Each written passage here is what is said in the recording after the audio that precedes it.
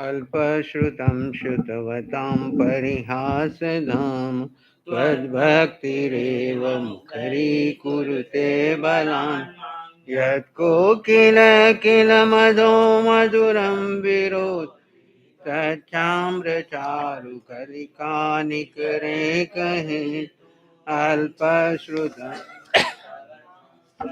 हासधाम त्वद्भक्तिरेव मुखरीकुरुते बलान् मां यत्कोकिल किल मधो मधुरं विरोधि तच्चाम्रचारुकलिकानिकरे कहे तु अल्पश्रुतं श्रुतवत् परिहासधाम त्वद्भक्तिरेव मुखरीकुरुते बलान् यत्कोकिल किल मधो मधुरं विरोधि तच्चाम्रचारुकलिकानिकरे कहे तु। आराध्य अरिहंत प्रभु के चरणों में अनंत अनंत आस्था के साथ वंदन। शासनपति श्रमण भगवान महावीर स्वामी के चरणों में अनंत अनंत आस्था के साथ वंदन। जिन शासन देव जिन शासन माता को नमन। आत्मज्ञानी सदगुरुदेव योग प्रधान आचार्य भगवान के चरणों में अनंत अनंत आस्था के साथ वंदन। आत्मप्रिय मुनिवृंद, आत्मार्थी साधक साधिकाओं, हम सभी आत्म ध्यान धर्म यज्ञ के तीसरे दिवस में प्रवेश कर चुके हैं और आत्मा की चर्चा ही नहीं, आत्मा का चिंतन ही नहीं, आत्मा पर श्रद्धा करते हुए आत्मा का अनुभव कर आत्मा में ठहरने का पुरुषार्थ कर रहे हैं, पराक्रम कर रहे हैं। आचारांग सूत्र का स्वाध्याय चल रहा है। आचारांग सूत्र के द्वितीय अध्ययन के तीसरे उद्देशक में कल हमने चर्चा की थी कि एक साधक जो आत्मार्थी है, समिति गुप्ति से युक्त है, वह ये देखता है कि कर्म विपाक के फल को देखता है कि कोई अंधा बना तो क्यों बना, कोई बहरा बना तो क्यों बना, गूंगा बना तो क्यों बना, किस किस कर्म के कारण ये सब हुआ है। तो भगवान वहां पे फरमाते हैं इन सब का कारण क्या है। तो उन सब का कारण एक ही है, प्रमाद। प्रमाद के कारण उसने ये सारे कर्म के बंधन किए और उसके फल वो आज भोग रहा है। आज आपके साथ या हमारे साथ जो भी हो रहा है, अनुकूल हो रहा है या प्रतिकूल हो रहा है, उस कर्म विपाक का मूल कारण हमारा ही किया गया प्रमाद है। और वहां साधक ये जान करके, देख करके अप्रमत्त होने की प्रेरणा प्राप्त करता है। आज हम चर्चा करेंगे अगले सूत्र के अंतर्गत दूसरे अध्ययन के तीसरे उदयन के 80वें सूत्र में भगवान फरमाते हैं से अबुज्य माणे हवो वहे जाई मरणम अनुपरियठ माणे जीवियम पुड़ो पियम इह मेगेसिम माणवाणम खित्त वत्थु ममाय माणाणम आरत्तम विरत्तम मणिकुंडलम सह हिरण्येन इत्थियाओ परिगिज तथे व्रत्ता न इत्थ तवो वा दमो वा नियमो वा दिस्सई संपुन्नम बाले जीव्यु कामे लालप माणे मूढ़े विपर्या समोवेई। कर्म स्वरूप के बोध से रहित, ये तो कर्म के विपाक को जानने वाले का चिंतन चला। अब जिसके कर्म स्वरूप का बोध नहीं है, ऐसा अज्ञानी जीव की दशा कैसी है। जैसा हमको आत्मबोध नहीं था, कर्म के स्वरूप का बोध नहीं था, कर्म सिद्धांत पर विश्वास नहीं थी, तो ऐसे अज्ञानी जीव की दशा क्या होती है, शास्त्रकार उसका चित्रण इस गाथा के अंतर्गत कर रहे हैं। अज्ञानी जीव शारीरिक मानसिक दुखों एवं अपयश को प्राप्त करता हुआ, कर्म स्वरूप के बोध से रहित अज्ञानी जीव शारीरिक मानसिक दुखों एवं अपयश को प्राप्त करता हुआ, यानी शारीरिक दुखों से दुखित होता है, मानसिक से दुखी होता है और चारों तरफ अपयश मिलता है। हर व्यक्ति क्या चाहता है कि मेरा यश फैले, मेरे को सम्मान मिले, हर जगह हर कार्य में मुझे, लेकिन वो जहां जाता है उसको क्या मिलता है, अपयश को प्राप्त होता है। जन्म मरण के चक्र के में परिभ्रमण करता रहता है, खेत मकान आदि में आसक्त, जो भी उसके पास खुली जमीन है, उसके पास जो भी वास्तु है, उसके प्रति आसक्ति रखता है, मेरेपन का भाव रखता है। आदि में आसक्त मनुष्यों को असंयत जीवन ही प्रिय लगता है। और ऐसे जो लोग हैं उनको कौन सा जीवन प्रिय लगता है, संयम वाला या असंयम वाला? वो असंयम का जीवन ही उनको प्रिय लगता है। और रंगे हुए एवं विभिन्न रंग युक्त वस्त्रों, चंद्रकांत आदि मणियों, कुंडल एवं स्वर्ण आदि के साथ स्त्रियों को प्राप्त करके उनमें आसक्त होने वाले मनुष्य यह कहते हैं कि इस लोक में तपश्चर्या, इंद्रिय और एवं मनोनिग्रह एवं अहिंसा आदि नियमों का कोई फल दिखाई नहीं पड़ता। अब वो इधर खेत वास्तु हिरण इन सब में आसक्त हैं, असंयमी जीवन उसको प्रिय है, और इधर धन इत्यादि कमा करके स्त्रियों के संग में रह करके सोना चांदी कुंडल सब इकट्ठे करता है और उनको स्त्रियों में प्राप्त करके उनके साथ आसक्त होने में, और ऊपर से उसकी धारणा क्या है, जैसी धारणा है वैसा ध्यान होता है। तो उसकी धारणा क्या है कि आप कितना ही प्रवचन दो महाराज, संसार इसके आपके प्रवचन से नहीं चलता है। क्या कहते हो, है ना? हमको तो धन चाहिए, ये चाहिए, भोग चाहिए, और उसी के लिए 24 घंटे लगे रहते।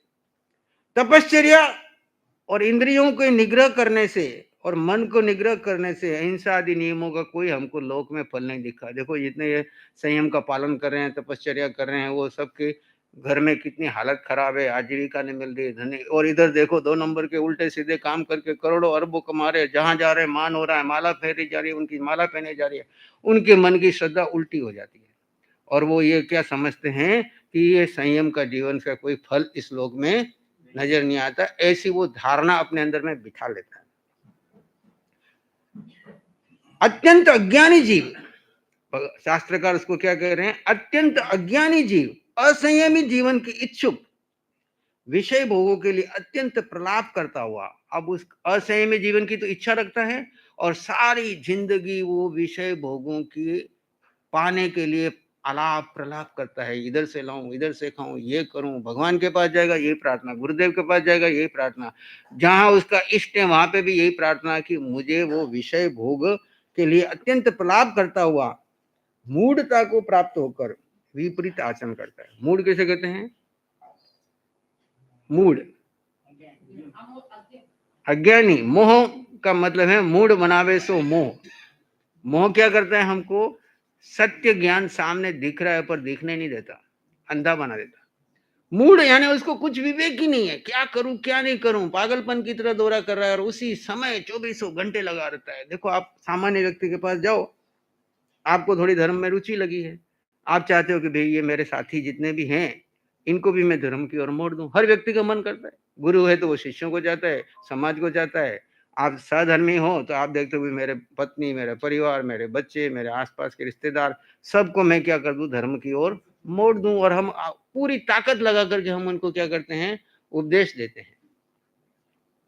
और जब उन उपदेशों में और अत्यंत प्रलाप करता है, मूढ़ता को प्राप्त होकर विपरीत आचरण करता है, जाना इधर चाहिए, पहले तो खुद ही ऐसा करता है, दूसरे को उपदेश देता है, वो भी उसको समझता नहीं है और फिर उसी दिशा में चला जाता है। यहां पर जो पहले का सूत्र, इसकी विपरीत अवस्था, पहला सूत्र में संयम में रुचि है, वो कर्म विपाक को फल देखता है कि कर्म के फल से कारण ये अंधा हुआ है, बहरा हुआ है, गूंगा हुआ है, लंगड़ा हुआ है, इसको खाने को नहीं मिल रहा है, इसकी दशा ऐसी है, तो अब मैं ऐसा कोई प्रमाद का आचरण न करूं कि जिससे मेरी ये दशा हो। अभी मैं संयम का पालन करूं, धर्म की आराधना करूं, साधना करूं, अपने विवेक में आ जाऊं। दूसरा कहता है इन सब से कुछ चलने वाला नहीं, ये सब चीजें मुझे चाहिए, इसी में रुचि है, इसी में, और अपने आप को मूड बना करके वो विचरण करता है। जो समिति गुप्ती का पालन करता है उसे कर्मों के स्वरूप का बोध हो जाता है। समिति गुप्ती का जो पालन करता है उसको कर्म के स्वरूप का बोध होता है। कल ही भगवान ने फरमाया 3 बातें। जैन दर्शन का बेसिक क्या है, अ ई बोलो, विनय नहीं है। जैन दर्शन का बेसिक, जहां से जैन धर्म शुरू होता है, उसके बिना तुम भले आचार्य बन जाओ, शास्त्र के 32 आगम पढ़ लो, पर तुम्हारी क्षय की यात्रा शुरू नहीं हुई। समकित, जीव अजीव का भेद, और बोलो, अहिंसा, संयम, तप, बोलो। भगवान रोज इस बात को कने को बार रिपीट कर चुके हैं। पहला बेसिक है ABCD भेद विज्ञान। शरीर अलग और आत्मा अलग। ये जितनी यहाँ पे बातें बताई वो किसको चाहिए? शरीर को चाहिए। पहले वाले में बताइए संयम वो किसका है? शरीर को तो संयमित कर लिया और सारा ध्यान जीव पे फोकस कर दिया, समिति गुप्ती वाला साधन। वो कौन करेगा? जो भेद विज्ञानी होगा, जो शरीर अलग है आत्मा अलग है समझता है। अब शरीर को कितना चाहिए? मेंटेनेंस चाहिए। शरीर को क्या चाहिए? और जीव का लक्ष्य है साध्य को सिद्ध करने के लिए साधन का उपयोग करना है, लेकिन जीव का लक्ष्य ही नहीं है, जीव की तरफ ध्यान ही नहीं है। तो वेद विज्ञान हमारा बेसिक है, स्टार्टिंग है कि शरीर अलग आत्मा अलग। अब ध्यान मेरा आत्मा की तरफ रहेगा, शरीर का मैं साधन बना के उपयोग करूंगा। ऐसा जीव कर्म सिद्धांत पे विश्वास करता है। सारा जगत कैसे चल रहा है, जिसके साथ जो भी हो रहा है, आपकी पत्नी के साथ, आपके बच्चों के साथ, आपके पिता के साथ, आपके माँ के साथ, आपके समाज में, आपके देश में, आपके परिवार में, जो कुछ जिसके साथ हो रहा है, पूरे दुनिया के अनंत जीव देख लो, 4 गति 84 लाख जीवों में जो भी जीव आपको जहां पर भी दृष्टि से दिखता है, उस जीव की जो दशा है उसका मूल कारण क्या है? कर्म। अब कर्म सिद्धांत को स्वीकार करो तो उसको लेकर के आत्म ध्यान करोगे क्या? चाहे आपके जीवन में घटे, चाहे आपके परिवार में घटे, समाज में घटे, देश में घटे, आप वहां देखते हो ये कर्म सिद्धांत है। इसने जैसा कर्म किया वैसा। अब जितने भी लोगों को वैराग्य हुआ, आप सुनते हैं मृगापुत्र का, है ना? उन्होंने मुनि को देखा और जाति स्मरण ज्ञान हो गया। मृगापुत्र ने अपने भूतकाल को देखा, जाति स्मरण ज्ञान में कहाँ कहाँ क्या क्या क्या। फिर अपन देखते हैं शास्त्रों में वर्णन आता है, किसी को वध की जगह पे ले जा रहे थे, उसको देखा, इसको क्या हुआ, क्यों किया, इसको क्यों मारा जा रहा है ना? तो फिर पता चलता है कि इसने ऐसा कर्म किया। तो कर्म सिद्धांत को देख करके आपके भीतर में वैराग्य आएगा कि पहले अज्ञान दशा में हमने कैसे कैसे कर्म किए जिसके फल हम भोग रहे हैं। अनुकूल किए तो आपको साधन मिल रहे हैं, प्रतिकूल किए तो आपको रोग आ रहे हैं, प्रतिकूल परिस्थितियां आ रही है, आदि व्याधि आ रही है। लेकिन जो कुछ हो रहा है उसका मूल कारण बिना कार्य नहीं। कारण है आपका कर्म और कार्य है जो आज फल हो रहा है। तो आपको अपना भूतकाल देखना है तो कैसे देखोगे? आपने भूतकाल में क्या किया, शुभ किया कि अशुभ किया, आपको कैसे मालूम पड़ेगा? आज के कर्म को देख करके, आज के कर्म के फल को देख करके आप अनुमान लगा लोगे। सही क्रिया तो नहीं देख पाओगे, लेकिन अनुमान लगाओगे कि मैंने शुभ काम किया तो इसका फल ये मिला, अशुभ काम किया तो उसका फल ये मिला। तो शुभाशुभ जो कर्म है, ये कर्म सिद्धांत को समझ लेते। यहाँ कर्म विपाक को समझ करके वह व्यक्ति समिति गुप्ती का पालन करता है, उसे कर्मों के स्वरूप का बोध हो जाता है। अब हमको आपको कि हम समिति गुप्ती का पालन करें, इससे क्या होगा?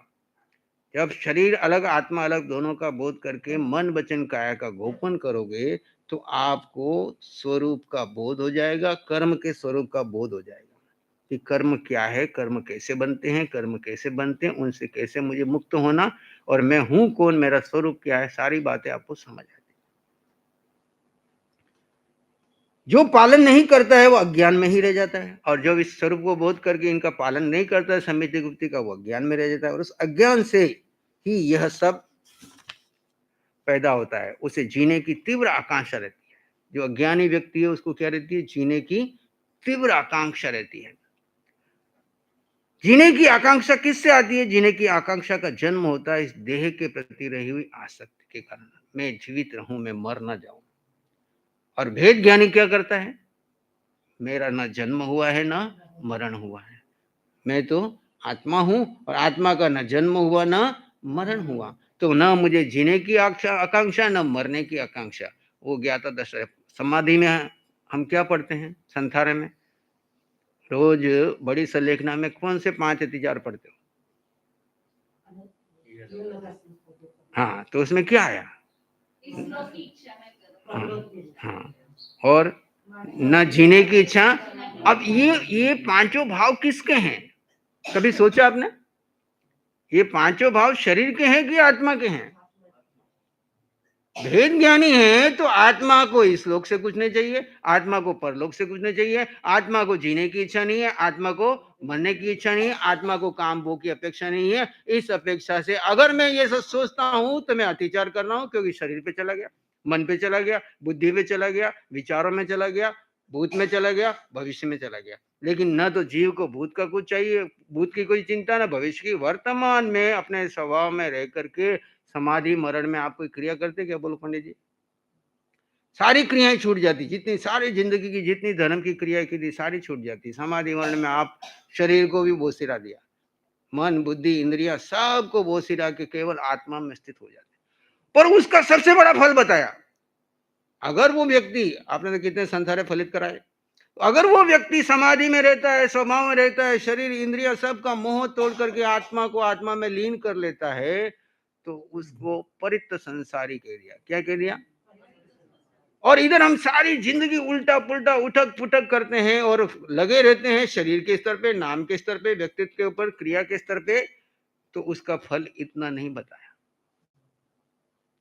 क्योंकि आत्मा गौण कर दी और मुख्य अपना नाम, अपना व्यक्तित्व, अपनी कर्ता भाव। कल भी भगवान के बारे में आया कि तुमने आत्मा के परिचय के बिना ये सारे कषाय पैदा किए। कल शाम को भगवान के बारे में होमवर्क आया था साधकों के लिए कि इच्छाएं, आज तक आपने अपने जीव का परिचय नहीं था तब कितनी इच्छाएं पैदा की। उन इच्छाओं को दृष्टाभाव से देखो, मां के गर्भ से निकल करके आज तक कितनी इच्छाएं की और इन इच्छाओं की पूर्ति के लिए कितना मेहनत किया और उसके लिए कितना आर्तरोध्यान किया। सिर्फ दृष्टाभाव से देखो। सब साधकों को होमवर्क मिला और सुबह की वाणी में भगवान ने समाधान दिया।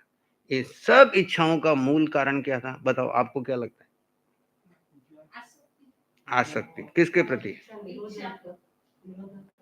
इच्छा निरोधा तप और अज्ञान।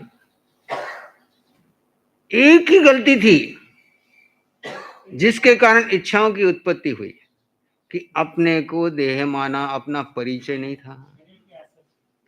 आसक्ति तो बाद में, मैं अमरचंद हूं, ये अज्ञान पहला। मेरा परिचय क्या है? अभी अमरचंद जी का परिचय पूछो, सारा खोल देंगे। ये मेरी पत्नी, ये मेरा बच्चा, ये मेरा परिवार, मेरा ये, मेरे। अब मैं कौन?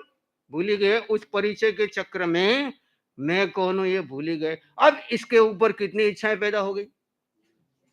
अब पत्नी की इच्छा को पूर्ति करने के लिए अपनी शक्ति लगाओ, बेटी की इच्छा की पूर्ति के लिए लगाओ, समाज के लिए लगाओ, संतों के लिए लगाओ, उसके लिए लगाओ। और इस चक्र में हर जीव अपने को तो भूल ही जाता है और इच्छाओं की उत्पत्ति करता है। इच्छाओं की पूर्ति में सारा समय, और एक इच्छा पूर्ति होती है चार खड़ी पूरी होती है। देखो, आज अमरचंद जी 1 लाख रुपए महीना कमा रहे हैं, 5 लाख रुपए दूसरा कमा रहे हैं, है ना। और आज से 25 साल पहले देखो कितना कमाते थे। क्या उसमें घर नहीं चलता था? क्या उसमें काम नहीं चलता था? लेकिन उस समय इच्छा थी कि इससे थोड़ा ज्यादा कमा लूं, थोड़ा ज्यादा कमाया और थोड़ा ज्यादा कमा लूं। और जितना हम कमा रहे उतनी आगे से आगे इच्छाओं की पूर्ति वाले। मैंने कल एक भाई से बात चल रही थी, मैं तुम आज तुम्हारी जितनी इनकम बढ़ी है ना, तो आज 50,000 रुपये महीने की कमाई है, तो कल तुम्हारा 60,000 का खर्चा सामने खड़ा मिलेगा। कल तुम्हारी 60,000 की खड़ी हो जाएगी तो 80,000 का खर्चा सामने खड़ा मिलेगा तुम्हारे को। तो यहाँ पे वही कहानी सुनते ना, एक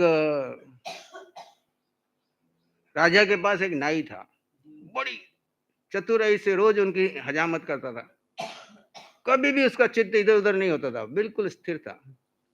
तो राजा ने एक दिन उसके मंत्री से पूछा, अरे ये हम सब अशांत रहते, परेशान रहते हैं, इधर उधर रहते हैं, ये जो है खवास जो है हजामत करने वाला, बिल्कुल और कभी भी इतनी सी भी गलती नहीं करता है। तो मंत्री होशियार था, बोले महाराज एक तरीका बताता हूँ इसकी चेक करनी था। क्या? बोले अभी इसको 99 का चक्कर नहीं है, इसको 99 का चक्कर नहीं है, इसमें जो आप देते हो उसमें तृप्त है और शांति है। अभी एक काम कराता हूँ, अब कल इसको देखना। क्या? बोले इसको एक 99 मोहरे दे दो। कितनी? बोले कल इसकी 100 करके लाना। क्या कहा? कल इसकी 100 करके लाना। ठीक है, राजा ने के ले ली। अब रोज तो मस्ती में जाता, कोई लेना नहीं देना नहीं, जो राजा को अब प्रसाद मिला उसी में अपना जीवन चला था। अब घर गया तो सोचा भी एक मोहर कहाँ से लाऊं, कैसे करूं, क्या करूं। इस चक्कर में पूरी रात नींद नहीं आई और सुबह हजामत करने गया तो वो दशा नहीं है और जो रोज जैसे करता था वैसा काम भी तब राजा ने पूछा, भाई तू रोज तो इतने अच्छा काम, आज क्या हो गया? बोले, महाराज आपने वो एक मोहरा कमाने के लिए कहा, उसके चक्कर में मेरी रात की नींद खराब हो गई और अब मेरी वो एकाग्रता नहीं रही जो हो रोज। और हमारे को कौन सा चक्कर लगा हुआ है ना? और ये व्यक्ति 99 के चक्कर में वो समझता है कि मुझे इससे सुख मिलेगा, लेकिन सुख की वजह क्या करता है, पूरी जिंदगी दुख के चक्रव्यूह में फंसा रहता है। और जो बेचारे संयम में जी रहे हैं उनको कहता है इनका कोई जीवन है?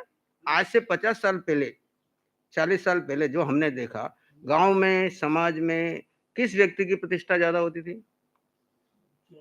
समाज में किसको अध्यक्ष बनाते थे? किसको? जो वहां पे बिल्कुल शांत, धार्मिक और रोज सामायिक संवर और समाज में नाम पद प्रतिष्ठा थी, कोई ज्यादा पैसा ना भी हो, कोई नहीं देखता था, और अपने आप उसको अध्यक्ष बना देते, वो ना बनना चाहे तो भी जबरदस्ती उसको।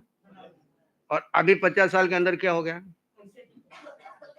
अब उसका ना तो कोई चरित्र देखता है, ना कोई कार्य देखता है, वो उसके पास कितना माल है और हमारे समाज में वो कितना दान देगा, उसके आधार पे उसको कितना, मतलब सोच बदल गई, धारणाएं बदल गई, देखते देखते, है ना? किस प्रकार से हमारी वृत्तियां बदल रही है, संयम गौण होता जा रहा है, असंयम मुख होता जा रहा है। तो आकांक्षा जन्म होता है या देह के प्रति रही आसक्ति, पहले तो ये मानना कि मैं देह हूं, फिर देह के प्रति आसक्ति पैदा होती है, तो मैं लंबी देर तक जीवित रहूं, ये आशा पैदा होती है, क्योंकि वो मानता है, अनुभव करता है कि मैं देह हूं। क्या मानता है? मैं देह हूं। और वह देह के संयोग को जन्म और देह के वियोग को मृत्यु मानता है। जो ऊपर जिस व्यक्ति की चर्चा की है उसकी बात कर रहे हैं। जितनी देहासक्ति होगी उतनी ही समाधि मरण में जीने की कांक्षा होगी। अगर आप जीने की, आप अपने आप को देह मानोगे और देह के प्रति आसक्ति रखोगे, तो समाधि मरण के भले आप रोज मनोरथ पढ़ रहे हो, पर मरने जैसे ही समाधि लोगे तो मन में आएगा मैं और कितनी देर जीऊं और लंबा जीऊं, है ना? वो जीने की आकांक्षा उसकी छूटेगी नहीं। तभी तो बहुत थोड़े लोगों को संसार आता है, हर एक को आता है क्या? हजारों लाखों में एक आध व्यक्ति ऐसा निकलता है। बड़े बड़े संतों में कोई थोड़े से संत ऐसे निकलते हैं जिनको समाधि की प्राप्ति होती है, अदरवाइज वैसे ही चले जाते हैं। जितनी देहासक्ति होगी उतनी ही समाधि मरण में जीने की कांक्षा और उसका त्याग किया जाता है, जिससे कि देहासक्ति से व्यक्ति दूर हो। इसीलिए 5 अतिचार बताए, न जीने की कांक्षा, न मरने की कांक्षा, न इसलोक की इच्छा, न परलोक की इच्छा, न काम भोग की इच्छा। जीने की आकांक्षा तथा मरने की कांक्षा दोनों ही देहासक्ति के भिन्न भिन्न रूप हैं। जीने की कांक्षा और मरने की दोनों ही देहासक्ति के भिन्न भिन्न रूप है। देहासक्ति के छूटते ही ये दोनों आकांक्षाएं भी छूट जाती है। अब ये आपको साधना और ये भेद विज्ञान और कर्म सिद्धांत क्यों सिखा रहे हैं? कि जिससे आपकी पहला अज्ञान दूर हो जाएगा, मैं देह हूं, मैं आत्मा हूं। अब इसके प्रति जो देह के प्रति जो आसक्ति है वो छोड़ने के लिए प्रयोग करना है। खाली चर्चा करने से, बोलने से काम नहीं होगा, उसके लिए प्रयोग करना है।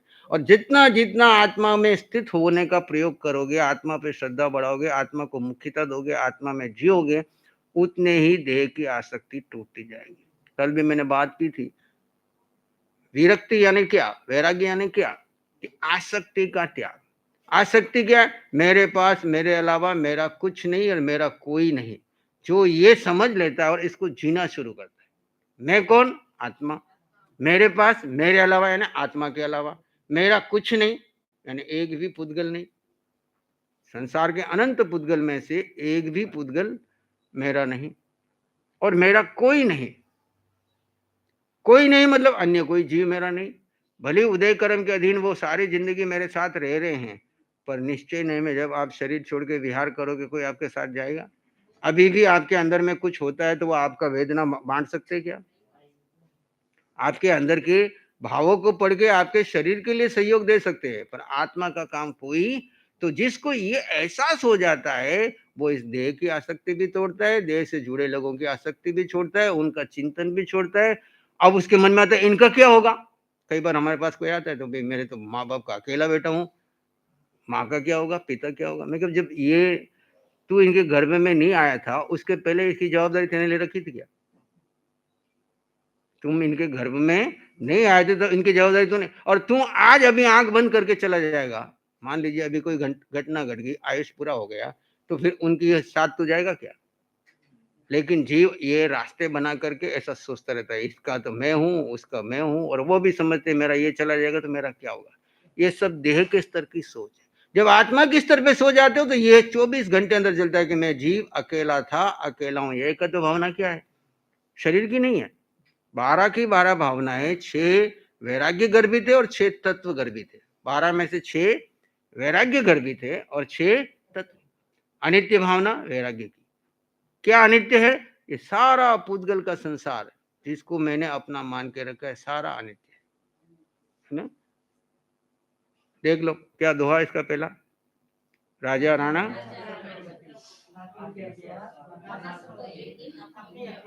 अब ये जीव अगर इन राजा में, राणा में, छत्रपति में, हाथी में, अश्वार में अगर इनमें आसक्त हो रहा है तो वहां वैराग्य दिया कि ये सब पद प्रतिष्ठा परिवार धन संपत्ति सारा अनित्य है। जब तेरा आयुष कर्म आ जाएगा तो ये सब यहीं छूट जाएंगे, जीव अकेला जाएगा। तो ये अनित्य को नित्य मान करके अपना आर्त ध्यान करके कर्म का संसार मत बढ़ा। दूसरी भावना क्या है? अशरण भावना। अब आपको शरण लेनी है तो किसकी लेनी है?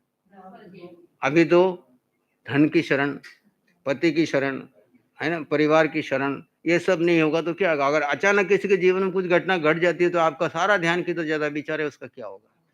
उसका अचानक ऐसा हो गया, उसके साथ ऐसा हो गया।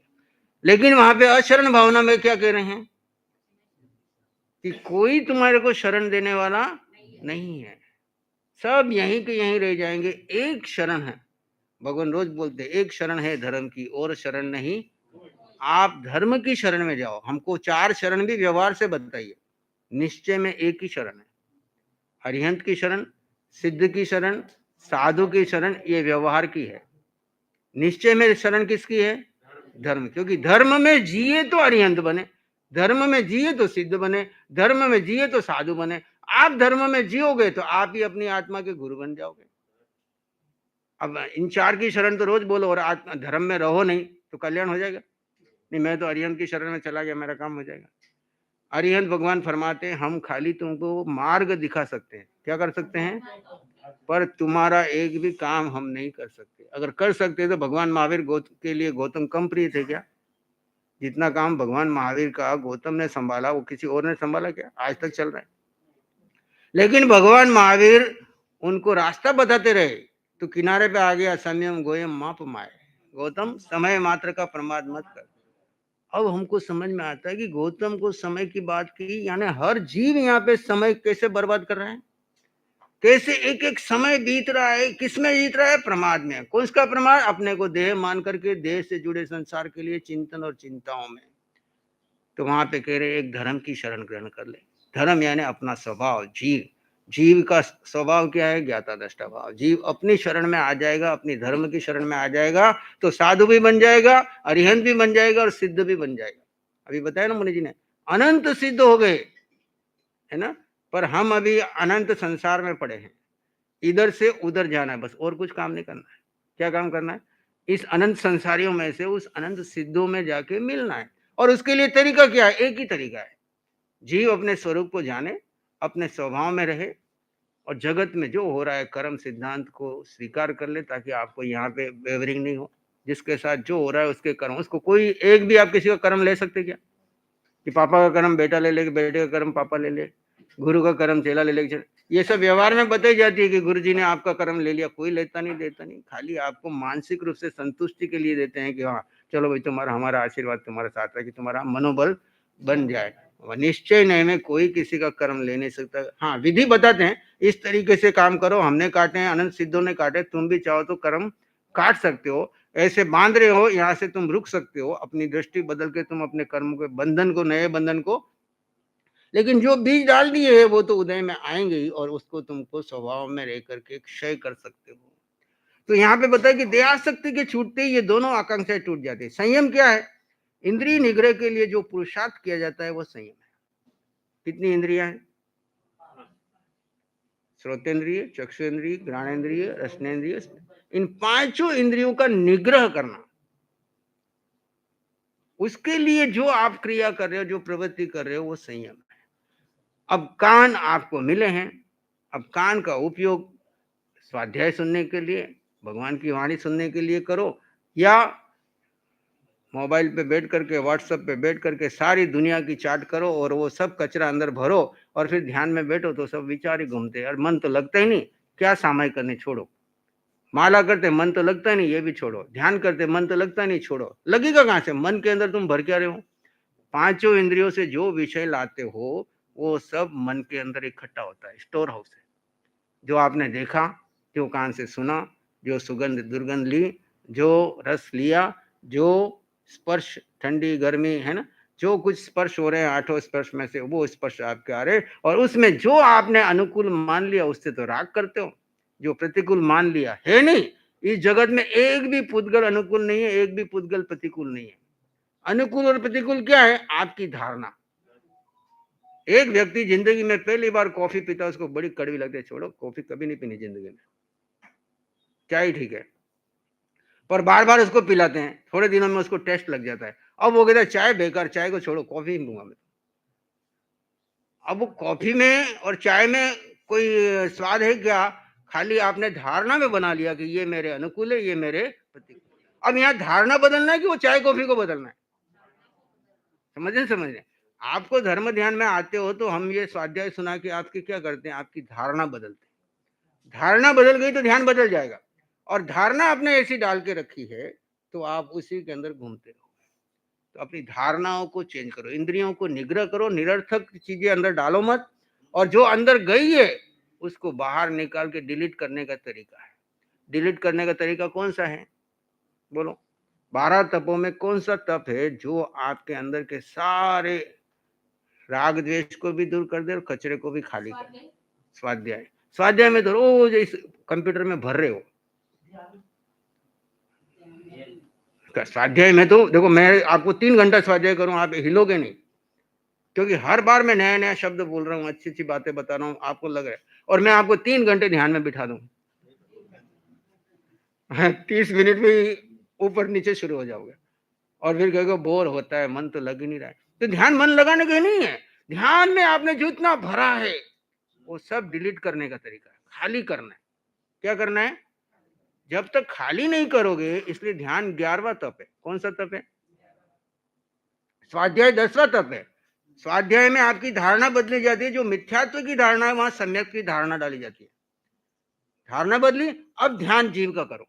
पहले ध्यान किसका कर रहे थे? शरीर का कर रहे थे, मन का कर रहे थे, इंद्रियों का कर रहे थे, विषयों का कर रहे थे, विचारों का कर रहे थे, मेरे अनुसार चले उसके साथ तो घुल मिल के लगे थे, मेरे जरा सा एक शब्द प्रतिकूल बोलते तो उसकी मैं शकल भी नहीं देखना चाहता जिंदगी भर, उसके बारे में बात भी नहीं करना चाहता, है ना। तो ये सारी जो नेगेटिव पॉजिटिव धारणा है, इनसे धारणाएं बदलने का काम स्वाध्याय में।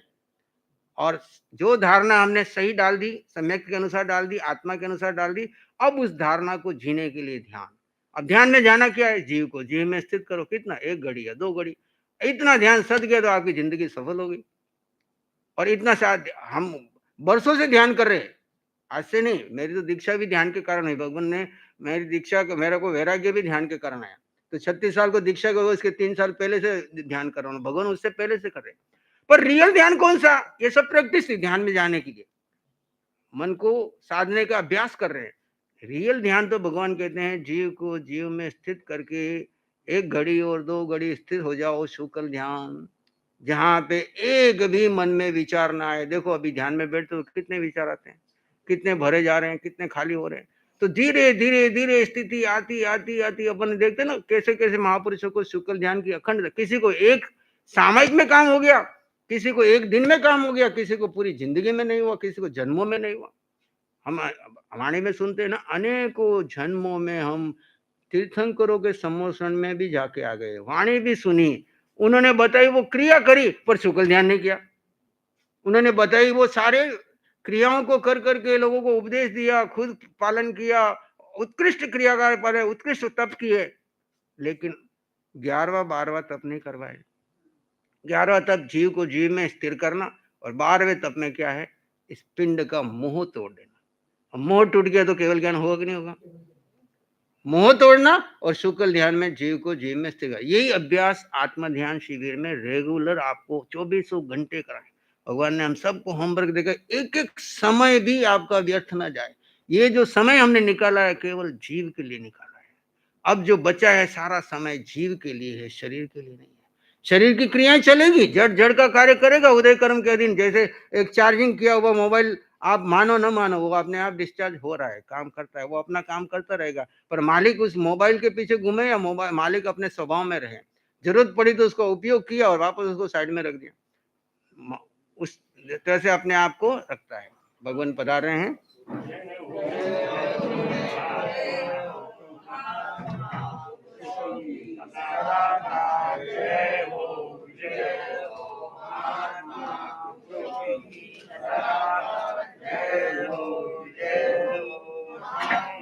बोलिए आत्मज्ञानी सतगुरुदेव प्रधानाचार्य सम्राट पूज्य श्री शिवमुनि जी महाराज की जय। वंदना करेंगे तीर्थ तो आया दीन पाया दीन करे वंदामी नमः स्वामी सत्तारे सम्मारे कल्याणम मंगलम देयम जयम पद्मासामी मथे वंदामी तो आयाइनम करेमि वंदामि नमस्सामि सत्तारेमि सम्मारेमि कल्याणम मंगलम देयम जयम पद्मासामी मथे वंदामि तो आयाइनम करेमि वंदामि नमस्सामि सत्तारेमि सम्मारेमि कल्याणम मंगलम देयम जयम पद्मासामी मथे। आचार्य भगवंत हमारे मध्य पधार चुके थे। बात चल रही थी इंद्रिय निग्रह के लिए जो पुरुषार्थ किया जाता है वह संयम है, और विषयों को जुटाने के लिए अथवा प्राप्त करने के लिए जो पुरुषार्थ किया जाता है वह असंयम है। विषयों को जुटाने के लिए, उनको प्राप्त करने के लिए जो पुरुषार्थ किया जाता है वो असंयम है। अब देखो, हम 24 घंटों में आत्मा इंद्रियों का निग्रह का करने का जो कार्य कर रहे हैं वो हमारा पुरुषार्थ संयम का है, और जो विषयों को जुटाने के बारे में सोच रहे हैं वो हमारा असंयम है। मूल बात तो मन की है। मन में यदि देह के प्रति आसक्ति रही तो नियम उपनियमों का पालन करते हुए भी वह असंयम है, तभी वह दिखावा कर रहा है, क्योंकि देहासक्ति में दबा हुआ उसका मन सदा विषयों के प्रति दौड़ रहा है। अतः बाहर से नियम उपनियम के द्वारा संयम पालन करते हुए भी उसका पुरुषार्थ भीतर में इंद्रियों की पूर्ति के लिए ही है, तब वह असंयमी है। बाहर से नियम उपनियम और मन में अगर उसके इंद्रियों के विषयों की पूर्ति की भावना है तो वो असंयमी है। देहासक्ति को मूल जड़ क्या है? देहासक्ति की मूल जड़ है हमारा आहार। इसलिए हमको उपवास आदि तपस्या कराते हैं। उधर से आहार से तपस्या, इधर मन को हम आत्मा की ओर अभिमुख करके मन को खाली करते हैं, तो हम संयम की ओर आगे बढ़ते हैं। मूल साधना मनोगुप्ति, वचन गुप्ति और काय गुप्ति है। काय गुप्ति, वचन गुप्ति फिर भी हम कर लेते हैं, लेकिन मन हमको परेशान करता है। तो इस आत्म ध्यान में हम लोग मन के पार जाने की विधि सीखते हैं और आत्मा को आत्मा में स्थित करने का